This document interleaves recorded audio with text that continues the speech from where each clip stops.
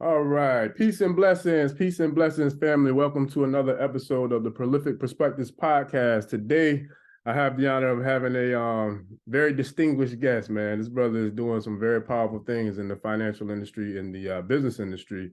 And, I've had the luxury and the honor of, following under some of his mentorship and teachings. And I know that he's doing very big things, man. And so, Beez, it's been an honor, bro. Like, I really appreciate you taking the time to come and chop it up with the people and be a part of the program, man. So for those who don't know you, I want to welcome in my guest today, Brother Beez from the Business Builders Institute.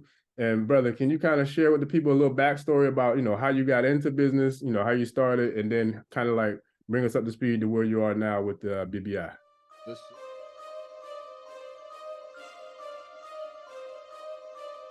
Filthy.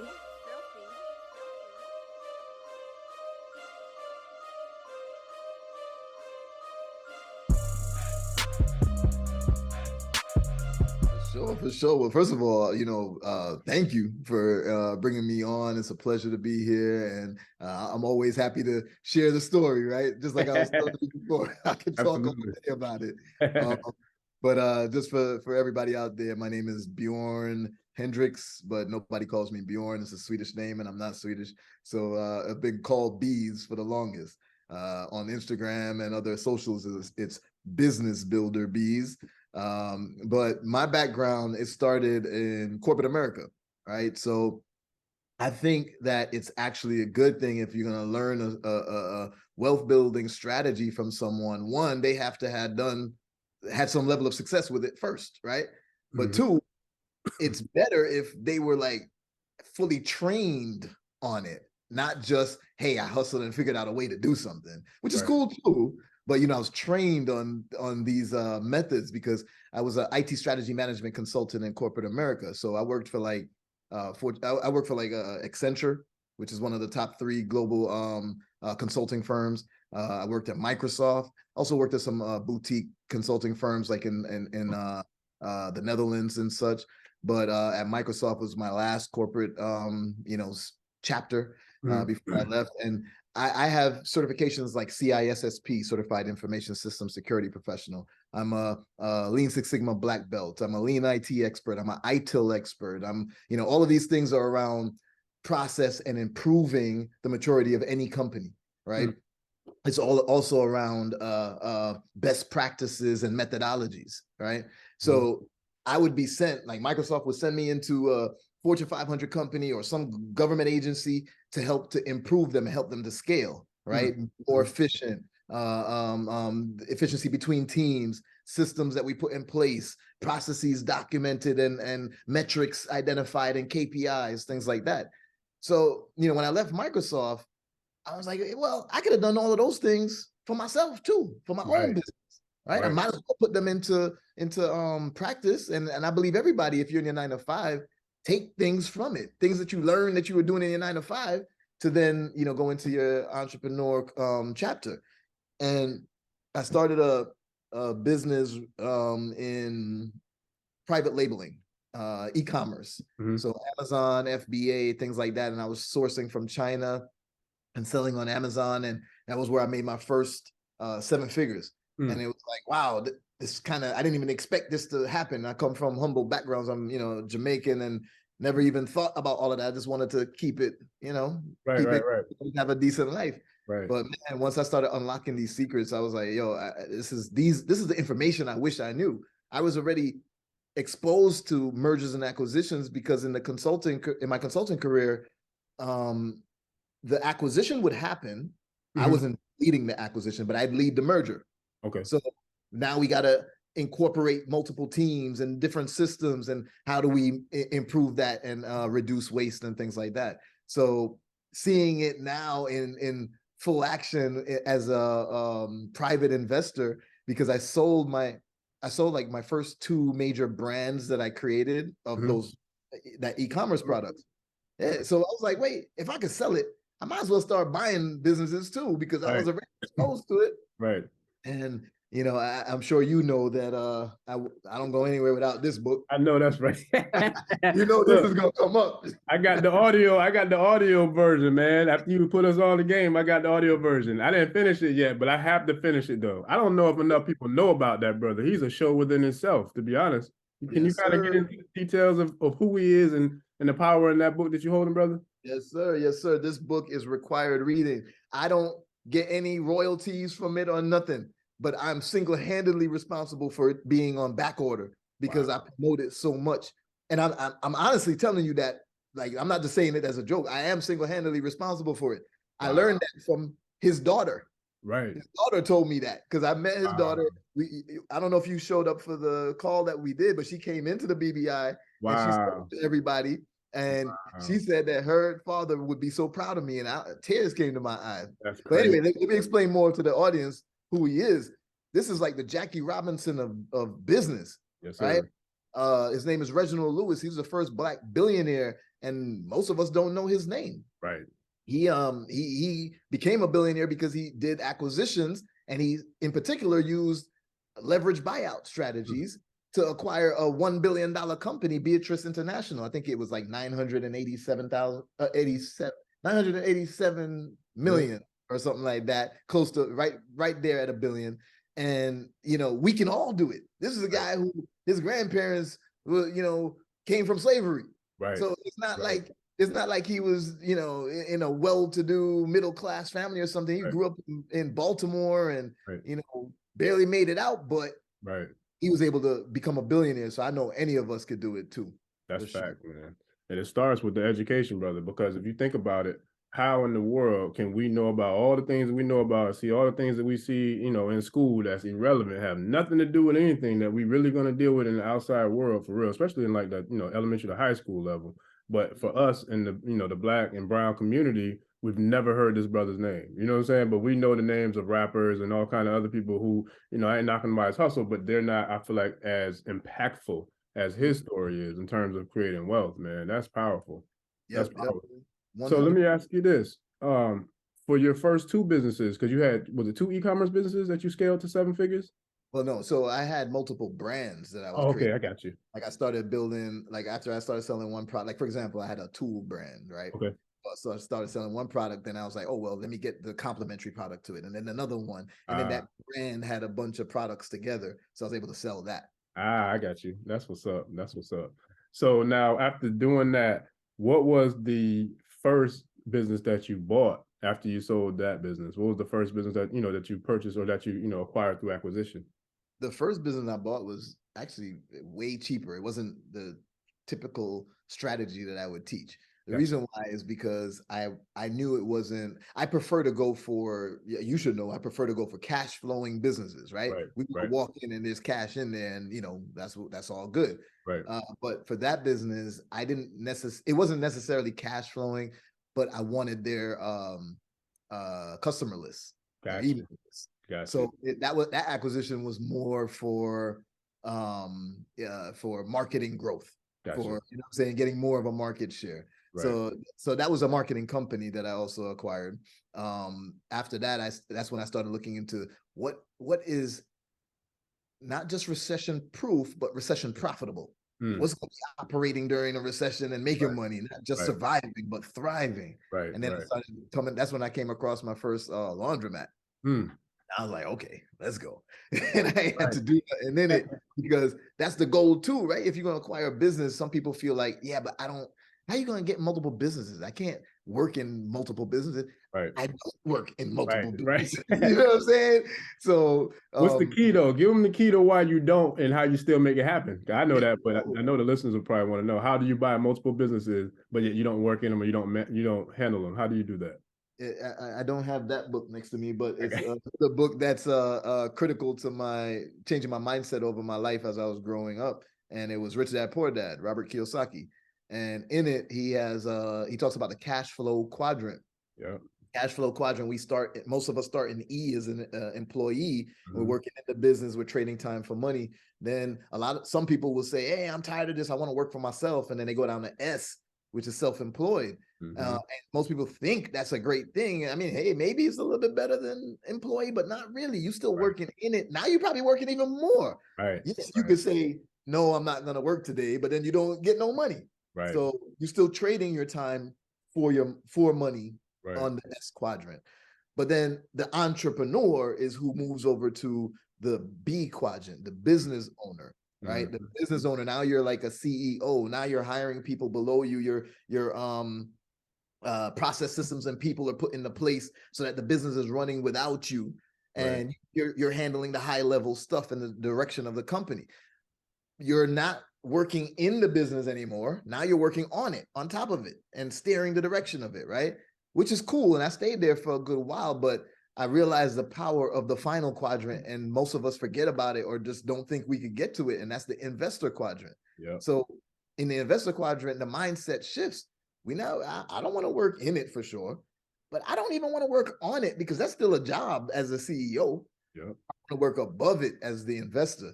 Now it's like quarterly earnings reports, and I ain't in the day to day. In some cases, maybe it's a monthly earning report too, but usually quarterly. And here's another key thing that goes along with this to show how that this works. Right? Mhm. There's two key things. One, of that mindset of shifting to the investor mindset.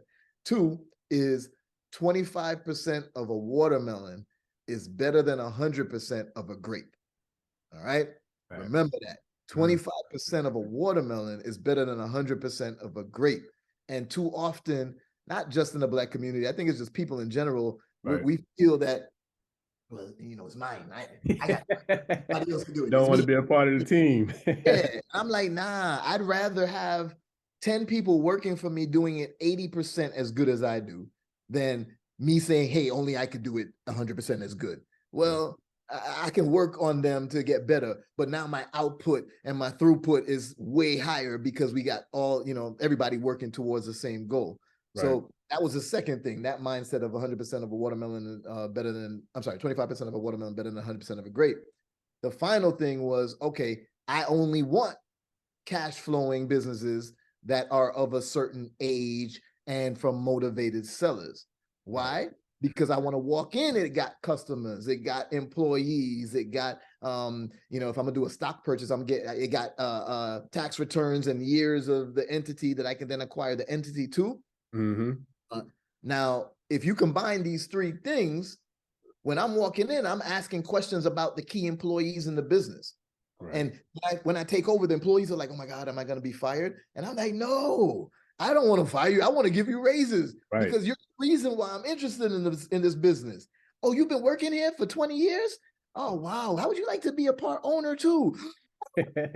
Okay, well, how about either you could purchase 10% equity and now you're a part owner, or maybe I'll hire you in an operations manager position. You know the business better than I do and such, and you can earn 5% over the next 2 years or something, vested over that time or something like that. Right. Now they have vested interest in the success of the business because they're a part owner, right?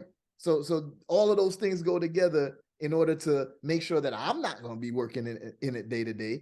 I got employees that I can uplift, or it already got revenue because it's a cash flowing business, so I can hire people. And then I'm the investor. That's powerful. That's powerful, man. And it's crazy because I remember the first time I got exposed to this was the first time I heard you, in Brother Bobby's class, and it blew my mind. I'm like, bro, so you telling me that I can actually buy a business and it's already cash flowing, already got employees, it's already, what I'm saying, like everything. It's pretty much like buying a used car. And it's like, it's already, everything is working. It's a good, valuable car. Yeah, it's used, but I mean, it can still get you from where you need to go. You know what I'm saying? Where you are to where you need to be. So that's powerful. More importantly, you could pull up the Carfax on it and see. Right. The history of it and see what's been happening. That's the most important part. Right. You get that, seeing that history and see, because 80% of businesses that start up from scratch are gone in 5 years. Absolutely. Right. So just shut down. That's the success rate. So if that's the case, and I'm acquiring a business that's 50 years old or 30 years old or 20 years old, now I see how they got out of the 5-year gray area and what they did during that recession there and how they survived it. and then what they did to grow it to that level in that year, and what they did as we going into this new recession, and then 2020, how they handled it. I see it all. Right. I got the whole playbook. You Right. can't beat that. That's powerful, man.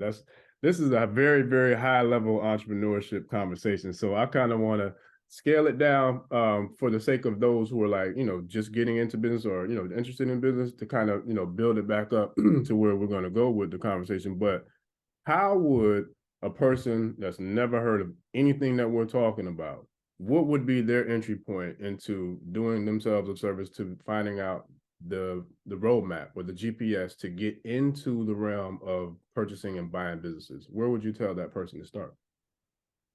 So the first thing I'm going to say is there is information out there, right? I mean, hell, I have a podcast as well, Entrepreneurship Exposed, and I talk about it all the time. So there's free information out there, but you want to get that information from people who are doing it, right? Right. However, this is an apprenticeship game, right? It 100% is. I heard, I think it was Robert Smith that said it. He's I think he is the wealthiest Black man in the U.S. right now. But he said it also. He said this is an apprenticeship game. You cannot effectively do it without learning from someone who is already doing it or has done it. Gotcha. Right? You can stumble through a lot, but boy, if you don't get that roadmap up front, right, they never actually even get to the point of stumbling through success. Right. Obviously, I do have the BBI, and I'm gonna do the shameless plug and say that, hey, it's the best place to learn it, because I've been told my superpower is simplifying things, right? And it's not because I'm any genius, it's because I want it simplified for me first. So I got to understand it on that simplest terms, so then I could then tell other people on the simplest terms to make sure that anybody has the opportunity to get it done. Absolutely. Right? Then after that, after you subscribe to different podcasts and follow people like me online and absorb the free information that's out there first, then the second step is getting into the BBI, right, and learning how to actually do it. But you could take an interim step before getting into BBI and just go to like a website like bizbuysell.com, BIZBUYSELL.com. Right. Just look and see what's available in your state, and you're gonna start understanding and keep reading all the details. Like, you'll start saying, okay, so what's this FF&E thing? Oh, that stands for furniture, fixtures, and equipment. I looked it up, I found it. Okay, so they're saying that this business comes with this much FF&E, plus here's the top line revenue. But how did they come to that valuation? Dang, I need to learn how to do valuation. You're gonna just start knowing more aspects of mergers and acquisitions, and then it's perfect segue to then come into the BBI and get formally instructed on how to get it done. Gotcha. That's what's up, man. So like somebody like me who, I started in business in 2016. I started my first business, but then I had to learn from a lot of experienced and seasoned entrepreneurs like yourself who, I've joined mentorship programs to really take it to the next level, because a lot of things that I did on my own, like you said, I didn't have nobody to instruct me hands-on and walk me through the process to really elevate myself in the terms of, business and just knowing how the real true essence of business and how to be a successful business owner. So I had to pay I felt like it was worth its weight in gold to join multiple mentorships, to learn as much information as I could to take myself and my businesses to the next level. Yeah. But with that being said, somebody who would come from a mindset of, I'm going to start a business, I'm going to build business credit, I'm going to raise capital, and all these different things that, the traditional, inspired entrepreneur would probably go, the traditional path that they would go. What would you tell that person in terms of why it's not really beneficial to go that route, although that might be the easier route, and why it would be beneficial to go the route of buying or creating a business acquisition? So 100% is not the easier route to go through starting it. It is not, right? That's the whole point of why 80% of businesses that start up are gone in 5 years, right? Sure. But I get this question often. I get the question, or not a question, it's more of a comment. Right. After I explain it, and then especially when I explain from the book that we mentioned before, Why Should White Guys Have All the Fun, with Reginald Lewis.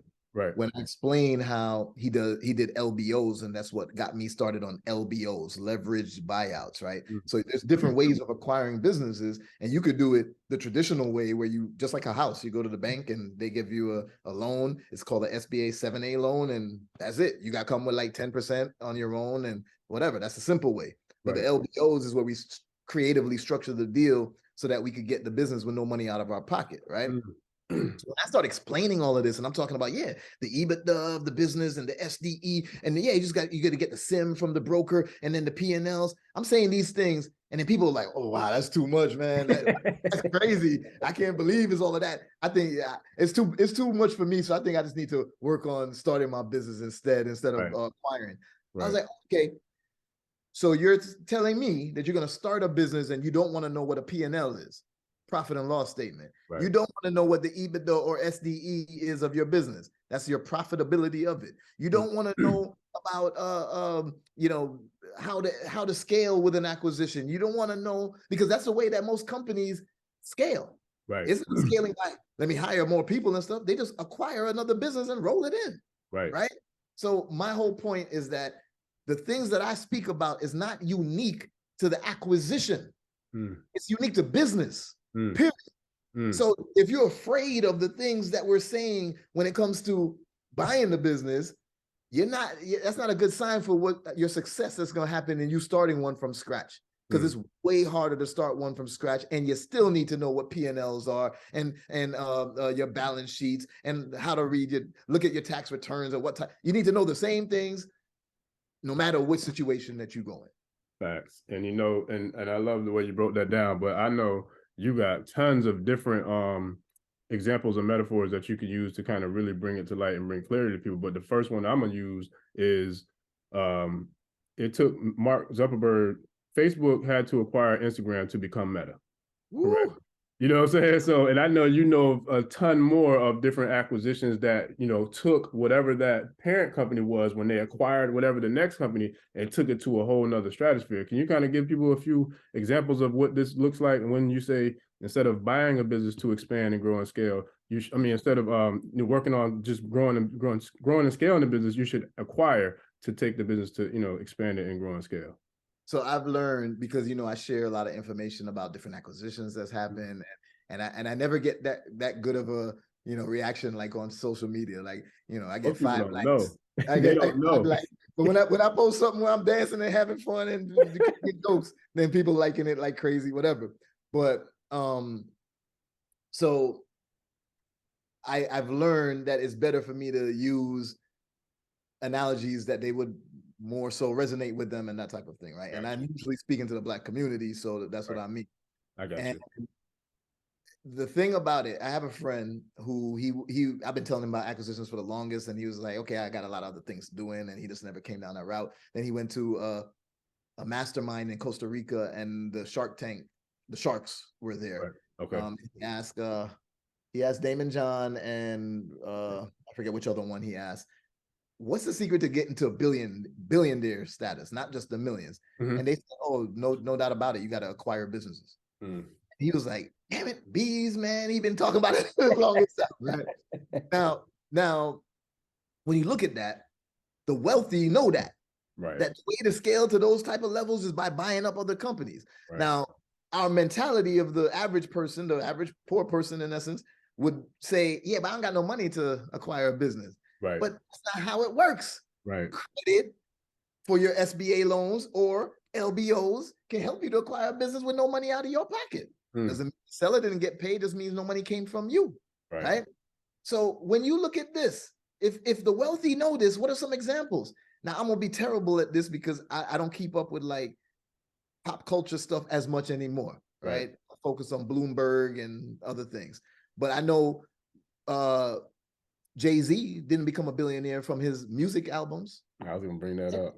Jay-Z acquired stake in some luxury brand last year with like 2 other rappers or something. I can't remember what brand it is because I don't keep up with that much. But he acquired stake in, who was it that owned the vodka? Was that Diddy or was that Jay-Z? I know Diddy's owned the vodka. I believe, Diddy's owned vodka. I think Jeezy owned, I want to say, a vodka or tequila, and somebody else. I think it was a couple of the big boys in hip hop. Well, they acquired stake in it. They didn't go start a vodka company. They bought one. You know what I'm saying? And bought one. Remember what I said, 25% of a watermelon is better than 100% of a grape.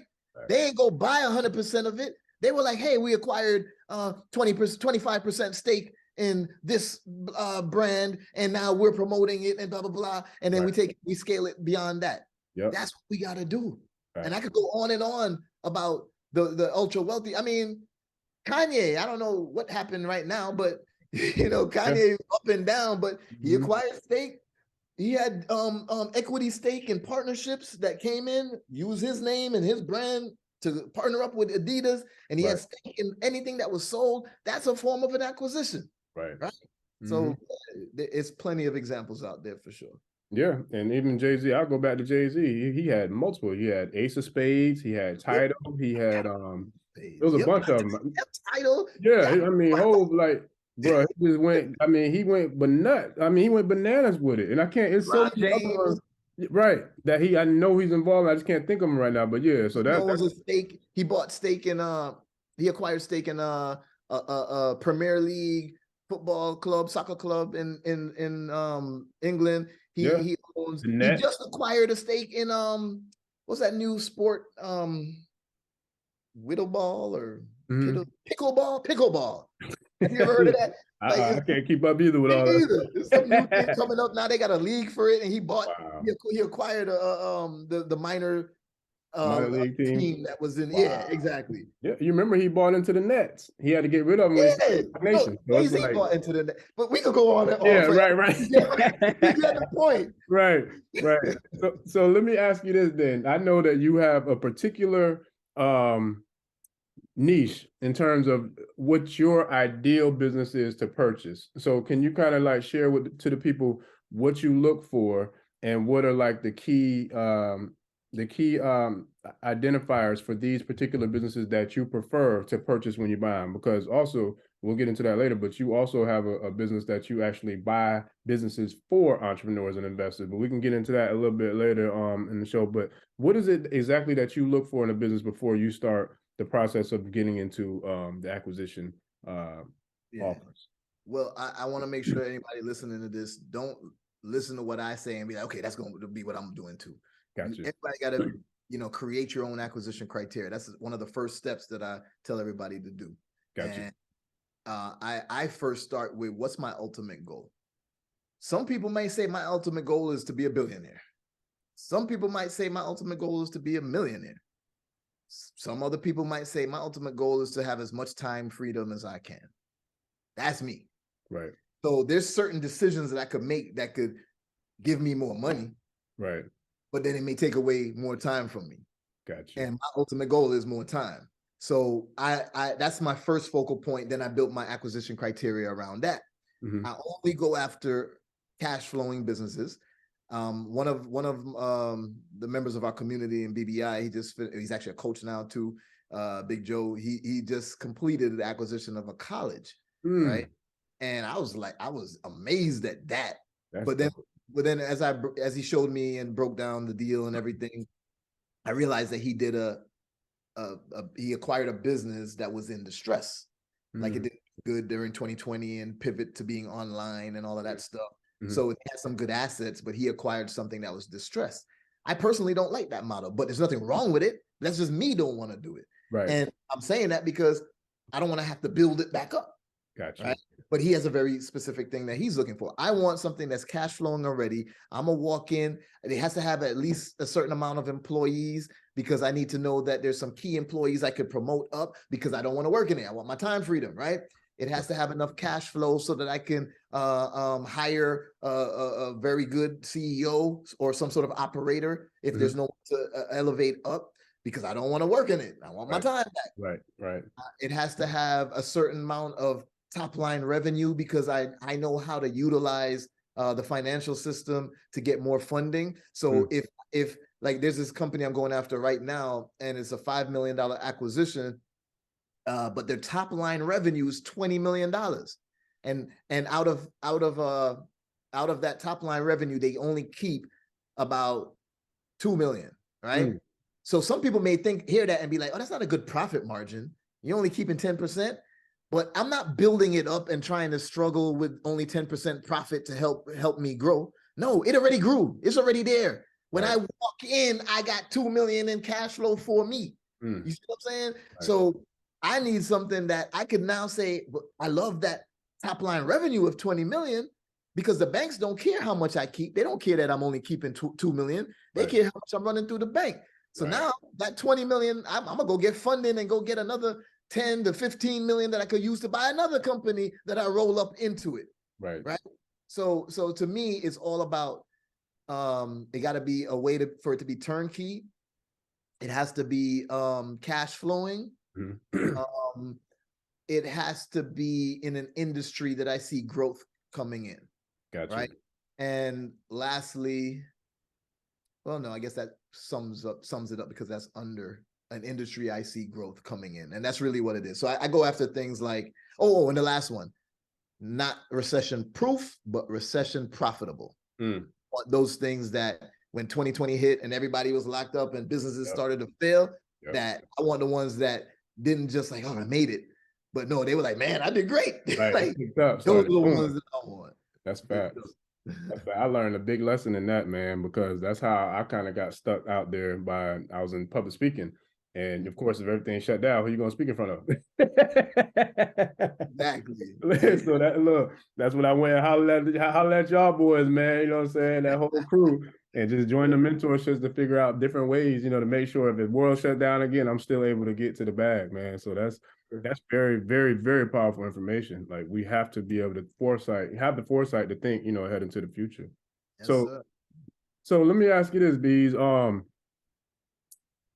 When it comes to business acquisition and it comes to like the BBI on top of what you're doing with investors, who are looking to buy or purchase a business, what would be I know everybody's situation is different, and every investor, has different criteria and different, capital levels and all that. But what would be ideal for someone who's listening to this show and they're like, yo, I've never heard of any of this, but I got 100,000 I'm willing to invest right now to buy a business. What would you tell that particular person who's not very knowledgeable on it, but does have the, some extra capital laying around that they just want to go into buying a cash flowing business? So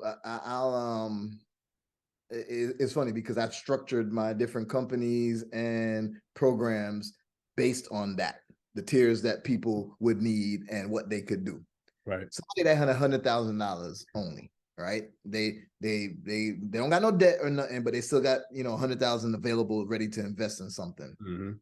The best situation for that person would be to join the BBI, learn how to do this yourself, go ahead and acquire, use that 100,000 as maybe a down payment so 10%.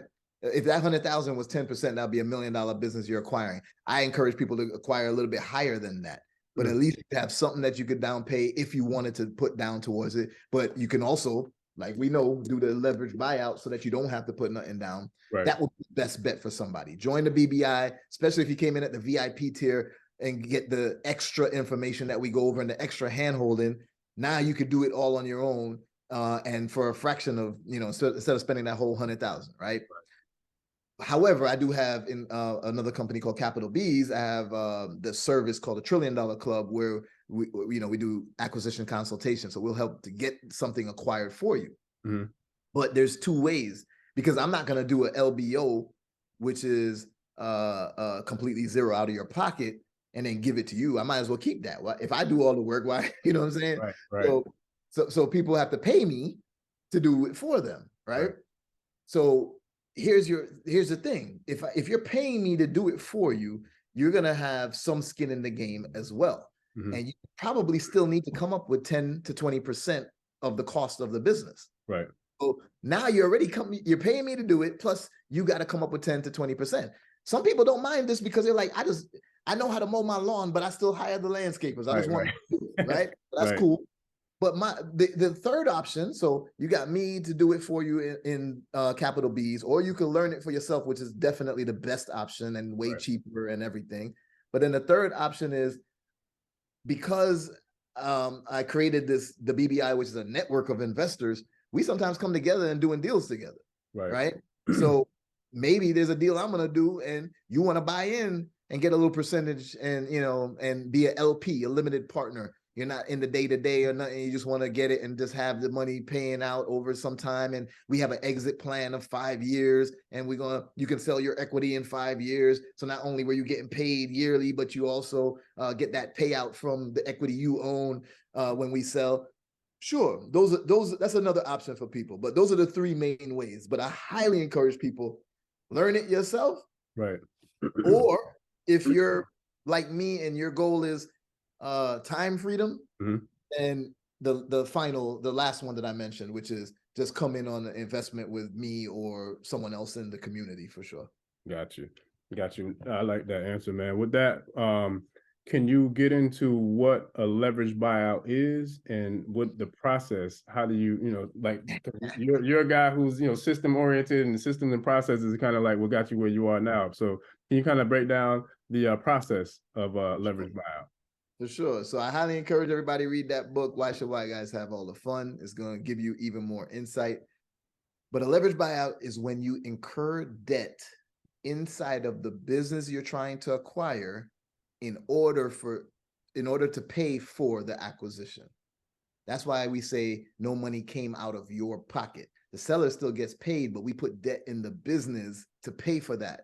And that's why I want it to already be cash flowing, because I want that there has to be cash flow in it to pay that debt and cash flow to pay me some money. So I'm getting something from owning it as well. Right? We already know all the expenses of running the business because we get to see all the financials up front and all of that.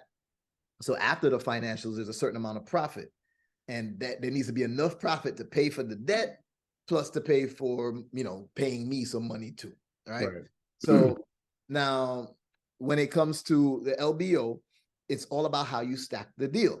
So I'm gonna fly through what this looks like real quick. Okay. Say there's a $1 million business. It costs $1 million to acquire it. One of the first things that I absolutely do in every single deal, and will not do it without it, is some component of seller financing. Seller financing is also called owner carry. And all it is the seller is basically giving you a loan. Not really. They just saying, hey, you can pay me over 5-10 years. Right. It used to be 7 to 10 years. I say now a lot of the people that I've been speaking to, because I talk to baby boomers who are retiring a lot, they don't want it to be longer than 5 years because they're like, I don't know if I'm gonna be alive any longer, So seller financing, I'm gonna pay. And how much would you typically get in seller financing? Usually on a listing, you'll see them say, hey, we're willing to give you 10% seller financing. I always get 50% or more. Wow. Because that's just a listing. I'm going to negotiate. I want 50% or more. Right. I've gotten as high as 80. I have a student that said they got 100. Well, 3 students that got 100 now. 100% seller financing. So imagine that. You walk into a business and it's like, hey, you can pay me the entire cost over 5 years. That's what I was going to ask you. So how does that work? The 100%. So think about it. Here's a reason for, and I'm not going to, we ain't going to take the easy way out and say for 100%, but I'm going to answer your question first and we're going to go back. I got you. Okay. Let's say there's a seller that's like, oh no, I want all my money right now. I want that full $1 million. Right. All right, cool. Here's the full $1 million and there's the IRS and they're going to take 35% capital gains out. Or if we do seller financing and you structure it the right way because it is a loan and loans are not taxed, then you won't get any taxes on it unless you charge me interest. If you charge me interest, you get taxed on the interest. You get taxed basically on the anything above the principal, right? So the first thing I'm going to explain to them is the tax savings and the tax benefit, right? But then we go deeper into it than that for sure. So let me go back to, let's say we only got 60%. So that's $600,000. $600,000 that we're going to pay the seller over, let's say 5 years, 60 monthly payments, right? Who's paying that note every month? You tell me, who's paying that note? I would assume the customers, right? Of the business? Yes, the business through the customers, since we already know it got revenue, we already got, we ain't got to start up the company and build it up and try to get customers. Now the customers are already there and all of that. So the business is paying the note each month. So that's $600,000 that's not coming out of my pocket. Right. The business is paying for it. And I know the business can pay for it already because I did my financial due diligence and saw all the financials before getting into the acquisition. Right. Wow. So, okay, cool. You may say, but Beez, that's just 600,000. What about the other 400,000? I don't got that either. Okay. Well, we stack the deal with other things. Let's say I stack the deal with a little manufacturer spend on some business credit cards I got in my current business entity. We all know business credit, you can get higher limits. Let's say I got 3 of them for 50,000 each. That's $150,000. Let's say I now use that $150,000, but make sure I'm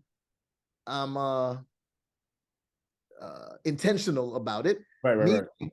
Meaning I'm not just gonna go get any credit card. Maybe I go get the ones that are 0% interest for 15 months. Right. I know plenty of those. Right. So now you go get these 0% interest cards, you're able to liquidate it, and then that 150,000 you go pay to the seller, right? So now we've covered 750,000, 600,000 from seller financing, 150,000 from the liquidated credit cards. And who's paying the credit card bill back? The business. And the business is gonna pay it over time, right? And no interest is gonna hit us until 15 months or 12 months or 20 months is the most I've ever seen for the no interest cards. Right. So next, now we up to 750,000. Maybe I stack the deal. Maybe I'm doing a stock purchase. There's a difference between a stock purchase and an asset purchase. But I won't go deep into that right now. But let's say I'm doing a stock purchase and I'm gonna get the actual entity, the LLC, not just the assets, and bring it under my umbrella and do a DBA. Now I get the actual entity. That means I get the actual bank accounts that already exist. That means I get all of the paperwork, which means the tax returns and the whole history, because it's not my tax returns, it's the entity's tax returns. So now let's say I negotiate a DDP, deferred down payment, which means I could take over the business right now and then pay the what were we at? We were at 750, so 250 left in 60 days, right? So day 1, I take it over. Day 2, I'm gonna go to a fintech bank, probably. Fintech is not looking at my credit. It's not looking at the business credit. It's looking at the revenue in the business over the last few months. And yes, I just took over the business yesterday, but it's my business. And they're gonna look at it and say, oh, you've been running 300,000 a month through the business. We'll give you a $200,000 loan that will take out 5, 10, 15, 20%, whatever you agree on, out of every transaction going forward until it's paid off. Right? So we already know who's paying that off, the business again. Right? And then I use that and go pay another 200,000. So we were at 750. So now we're at 950. I could keep going. You already know in the BBI that we got over 200 ways of stacking the deal. I only mentioned a couple right now. But that's what we do. Stack the deal with different things to cover the entire cost. And we have to, this is the art of it. 1, building a rapport with the seller to know what they really want so you can give them a good offer. 2 is looking at the numbers to make sure that the business can service enough debt that you'll be putting into it. Gotcha. And 3 is how you execute that during due diligence and the actual purchase agreement where you actually turn it over, and how you scale the business. That's the art of this, but everything else is, pretty straightforward. The rest is you start getting creative and you become an artist in how you do it, and everybody's going to do it slightly different using the same overall strategy. Got you. That's crazy, man. Like it's nuts. So for some people, because like I said, I knew this was going to be a high level call in terms of business. So to kind of bring it down to somebody who's established, they're in a business, they're making, I don't know, $300,000-$400,000 a year with their business. So they're doing pretty well, but they hear this call and they're like, yo, what are they talking about? I can go buy a business for $1 million and not have to pay nothing out of pocket. So people who might just have a business, because I know several people who I coach or consult with getting business funding, because I know people that have businesses but just operating strictly from the capital that they make every month and don't know any way or any route on how to get funding from the banks, whether it's business credit or even leveraging personal credit for that matter. So can you kind of tap into the funding aspects out there for people who, like I said, are established entrepreneurs or business owners, but they don't really know a lot about funding so they can get to the level to be able to make a business acquisition? For sure. So funding is definitely important, and business credit is the most important thing, because business credit is where it doesn't affect your personal anymore. I'm gonna give your listeners a quick gem, if you will, right now. Sauce. So I always talk, I'm not the only person talking about, business credit is way better. It's the truth. But there are certain cards that you gotta, in everything you do, we gotta be very strategic and tactical and all of that. Right. Amex, American Express. If you go get a business card in American Express right now, because everybody been saying, yeah, business credit, that's the better way. And you go get a business credit card, they're gonna do a hard pull on your personal credit. Hard pulls affect your personal credit and it's your credit score. Right. And you're like, okay, but it's cool. I got a business credit card, and now the limits won't affect my personal, even though the hard pull affected it. Okay, cool. Now you want to go get a second Amex, and you go do it, another business credit card. They're gonna do another hard pull on your credit, and now you may not get as approved for as high as amount because you got a hard pull already, and the hard pull dropped you a little bit. And now you get a second credit card, and now that hard pull dropped you more. And then you try to go get a next card, and you can't even get approved for that one because you got too many inquiries or something, right? But with Amex, the better way to do it is the reverse. The first Amex you should get should be a personal credit card. Once you do that, Amex does soft pulls for everything else. So they say, okay, you're the spoke or the main pillar, and we ran your credit and did a hard pull once. Cool, we get you this card. Oh, you want another one? Well, we only got to do a soft pull because we already know who you are and all of that. Cool, we get you this card. Oh, you want another one? They'll give you up to 15 total. I think it's 15 now, maybe like 13 or 14, but it used to be 15. I think out of the 15, 3 to 5 are credit cards, and the rest are like charge cards. Gotcha. Right? And like the gold and all that stuff, platinum and all that. And so getting this funding is critical for you, right? But understanding how the game works and who to go to for what, that's even more important, right? Now, when it comes to funding, you're like, hey, I'm already an entrepreneur. I have a business and things is going good, but I hit this plateau. And what's this he's talking about with acquisitions? Well, if you want to scale your business, the way that the wealthy and the large corporations scale is through acquiring others. So you definitely got to look at it. And the first and the easiest way to do it is the traditional way. You go to a bank, just like how you would buy a house and get a mortgage. You go to the bank, you get the SBA 7A loan. They're gonna look at the bank for you. I'm sorry, the business for you. And they're gonna say, okay, we need all the financials. Okay, cool, everything looks good. They're gonna do some of the due diligence, and then they give you the money and it's good to go. It's a little bit longer of a process, but it works and it's good to go. I prefer the LBO way of financing these acquisitions. The LBO way means I'm structuring the deal so I don't got to come up with no money. If I didn't want to, if I mentioned in the example, I mentioned, oh, go get the credit cards that we could then MS and whatnot. But I didn't have to use that method. And even though that was still leveraging other people's money, it still required a PG for me, even though it was business credit. It still required a PG, personal guarantee on my personal credit, right? I don't want that either. So I'd rather the LBO where I don't have to use credit if I don't want to. I don't have to use cash if I don't want to. And then I can structure the deal however I feel like. That's powerful. Listen, I'm gonna have to, I know our time's running, but look, I'm gonna have to drop videos on personal credit, on inquiries, on business credit, on like banks, like all that, because like I said, this is stuff that, being a student in, these mentorship programs, I know firsthand, but I know there's so many people out here that don't know it. So I'm gonna definitely work on putting videos together for all that to kind of bring people up to speed, to kind of help with, getting from different levels to, especially to, like I said, you up there, it's a high level conversation. So with time wrapping up, there's something else I wanted to get into. I don't know how much time we'll have to cover it, because I want to make sure that we plug the BBI, we plug everything that you got going on for people who are, checking out the video to be able to come back and, lock in and invest with you. But trusts, what is the significance of being able to do the business acquisitions, to be able to own businesses and acquire businesses, but to be able to create that Secret Service type level of security for all your personal assets? But trust.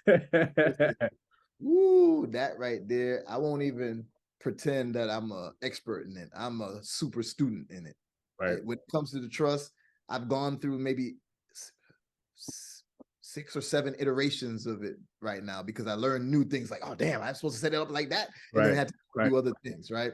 But the United States is not a country. It says so in the law. I'm not making this up. If you go look it up, you'll see that the United States is a business, a corporation. Big right? fact. I'm not, that's not an analogy or nothing. It's literally states that the United States of America is a corporation. Why am I mentioning that? Because if that's the case, then it makes sense to understand that the laws in this corporation are created to benefit corporate entities. Mm. That's why these SPVs exist, special purpose vehicles, LLC, C Corp, LP, all of these things, whatever it is. Yep. They exist because then you can use it to your benefit, right? So another entity is a trust. And because of, if you have the right type of trust set up, but then another LLC is like that LLC, you filed the S election and now it becomes an S Corp. And that S Corp is your holding company, that the trust is the owner of the holding company. And then the holding company goes and acquires all of these businesses. Everything funnels up to the trust, which is the most ironclad entity that you can have, right? But you got to get it set up properly for sure. Right. And, you know, even if it's not set up properly, it still gives you benefit. But I'm still saying you want to get it set up properly to maximize those benefits. Sure. Right. That's powerful, man. That's powerful. We definitely got to do it again when time permits. But can you, because we're rounding the corner on the time, but can you kind of just give people, you know, just like a quick breakdown on the BBI, and, you know, what products, goods, and services that you offer with all your businesses across the board, and, you know, the benefits of what, you know, we will come in contact with, and that can, you know, be beneficial for us as being somebody who is under the umbrella of the BBI.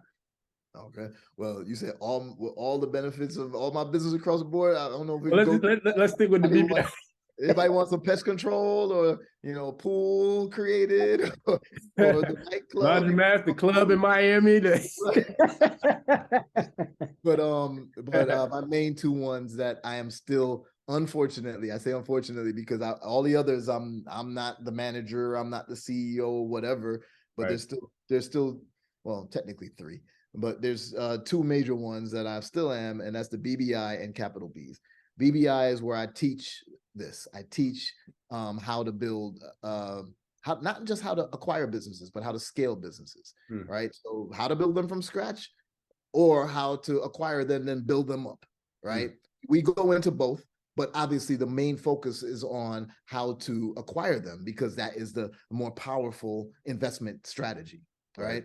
The BBI, you could go to businessbuildersinstitute.com, or you could go to Instagram, IG, Business Builder Beez. That's my personal one where I talk about all of this, or go to the Business Builders Institute on IG as well. But in the BBI, you'll learn everything about mergers and acquisitions and entrepreneurship and wealth creation, period. Right? Best program out there. And I can say that with 100% confidence right now. That's what's up. Then there is Capital Beez for those people who know how to mow their lawn but don't want to do it, and it's like, hey, I just need the landscapers to come mow it.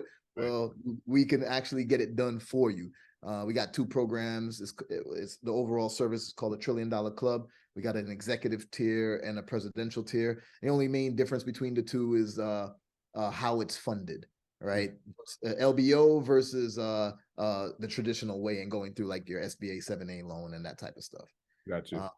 But yeah, that's it. CapitalBeez.com if you're interested in learning more about that. But the best way is just going to my IG, Business Builder Beez, and you'll see me there, Bjorn Baker-Hendricks and everything. And then you can just use that to connect with any of my services. Lock in. That's what's up, man. I'll definitely drop all the links in the comments and description section of the video too, for sure. But man, listen, it's been a powerful one, man. Like, for real. Like, this is it's been an honor and a pleasure, Beez. I definitely appreciate you taking the time to, you know, drop the sauce and drop the jewels, man. And I look forward to seeing you in Tuesday's class, man. And yes, sir. I definitely appreciate it. And then also hell, plug the club in Miami too. Since we're in Florida, let the people know if they're coming out to the South Beach, man, to come check you out. Well, we can't promote it just yet. Because we haven't put out the press release of the acquisition. We actually just completed it recently, and we're starting turnover now. But it's in Hollywood, Florida, so that's in South Florida. It is a Latin nightclub, and I'm not changing it. I won't say any more than that. I got you. But yeah, follow me, and once the press release is out, I will make sure that everybody knows about that one for sure too. That's what's up, man. Well, hey, it was an honor and a pleasure, Beez. I definitely appreciate you, brother. And like I said, I'll definitely be seeing you soon. And let's get it, man.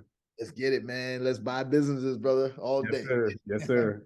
All right. Thanks, y'all, for tuning in. This has been another episode of the Prolific Perspectives podcast, and we are serving up all kinds of sauce for businesses from a prolific perspective. I appreciate you, Brother Beez, and this has been some very seriously powerful intellectual libations being poured today, man. I appreciate it, brother. Have a good one. You All right. too. Thank y'all for tuning in. Like, share, subscribe. We out. Peace.